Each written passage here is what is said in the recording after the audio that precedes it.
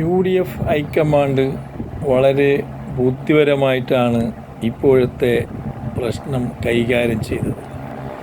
നിലവിൽ കേരളത്തിൽ VD സതീശനും രമേശ് ചെന്നിത്തലയും മുഖ്യമന്ത്രിയാകണം എന്നുള്ള താല്പര്യത്തോടു കൂടി മുന്നോട്ട് വരികയായിരുന്നു. ഒരാൾ സീനിയർ നേതാവും തൊട്ടടുത്ത ആൾ കുറച്ചുകൂടി പുറകിലുള്ള ആളുമാണ്. ഇവർ രണ്ടുപേരും മുഖ്യമന്ത്രിയാണെന്ന് താല്പര്യം പ്രകടിപ്പിച്ച ആളാണ്. ഇത് പാർട്ടിക്ക് വലിയൊരു പ്രതിസന്ധി ഉണ്ടാക്കിയിരുന്നു. അതിനെ ഹൈക്കമാൻഡ് കൈകാര്യം ചെയ്ത രീതി വളരെ ഭംഗിയായിരുന്നു.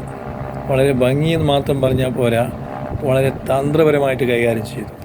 എങ്ങനെയെന്ന് വെച്ചാൽ, ഈ രണ്ടാൾ കൂടാതെ മൂന്നാമതൊരു വ്യക്തിയെ കളത്തിലിറക്കി.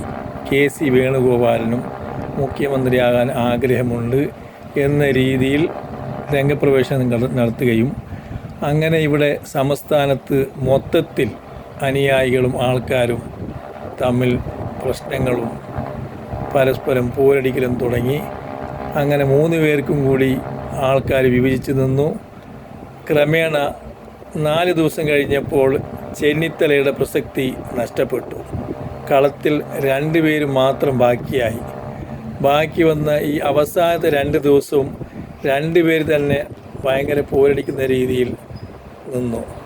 പക്ഷേ ഇന്ന് തന്ത്രപരമായിട്ട് KC വേണുഗോപാൽ മാറി, VD സതീശൻ മുഖ്യമന്ത്രിയായി. പാർട്ടിക്കകത്തൊരു പ്രശ്നവുമില്ല.